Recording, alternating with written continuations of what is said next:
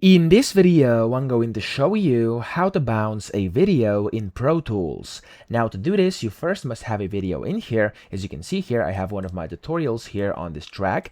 And then to actually bounce the video, you want to go to the top left and click on File. And from here, you want to click on Bounce Mix. You can also press Ctrl plus Alt plus B on your keyboard if you want to as well.